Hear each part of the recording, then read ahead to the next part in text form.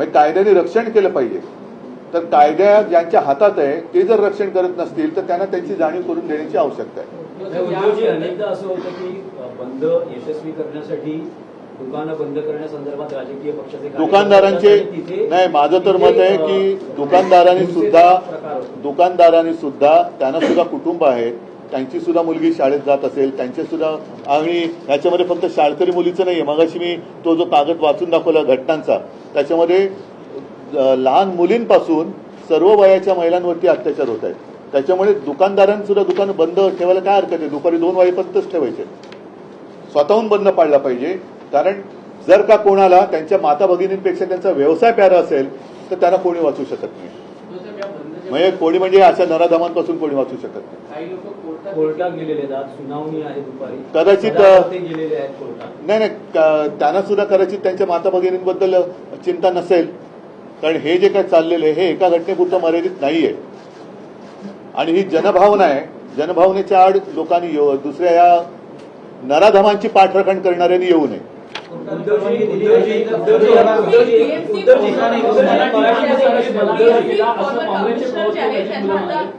मराठी माणसाने बलात्कार केला मग त्यांना शिक्षा करणार नाही का असं नजीबुल्ला बोललेलं, त्यामुळे एकूणच विरोधकांनी सत्ताधाऱ्यांनी हा मुद्दा आता उचलला आहे। मी काल बोललेलो आहे की जे कोणी नराधमांचे पाठीराखे असतील ते उघड होतील उद्या, की त्यांना ही दुष्कृत्य मान्य आहेत असाच त्याचा अर्थ होईल आणि त्यांना समाजाने काय ते समाज बघून घेईल। त्याच्यामुळे उद्या जे नराधमांची बाजू घेणार आहेत ते एका बाजूला, परत सांगतो, विकृती विरुद्ध संस्कृती असा उद्याचा हा बंद आहे।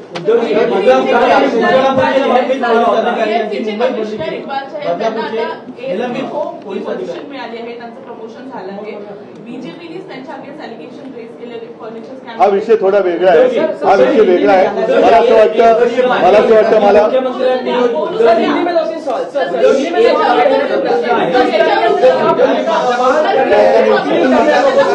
चला, मला वाटतं तुमचे प्रश्न अपील आप कर रहे हैं, कल में कौन सी आप सेवाओं को बंद रखना चाहते हैं, लोगों से क्या अपील कर रहे हैं? कल का जो बंद है, पहले तो आप सबको समझना चाहिए कि बंद कोई राजनीतिक कारण के लिए बंद नहीं है।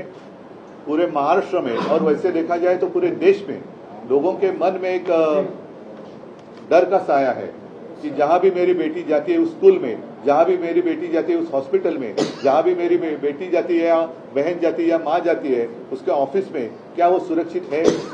तो आज के दिन में आपण पाहतोय की उद्धव ठाकरे बोलत होते उद्याच्या बंदबद्दल, त्यांनी माहिती दिली आहे। उद्याचा बंद हा दुपारी 2 वाजेपर्यंत पाळण्यात येणार आहे। सर्व काही कडकडीत बंद ठेवावं, परंतु अत्यावश्यक सेवा सुरू राहतील असं उद्धव ठाकरे यांनी सांगितलंय। या दरम्यान त्यांनी रश्मी शुक्लांबद्दलही म्हटलंय की महाराष्ट्राची लाडकी बहीण होण्याची संधी त्यांना आहे। हे वक्तव्य त्यांनी केलंय हिंसेच्या शक्यतेच्या पार्श्वभूमीवर।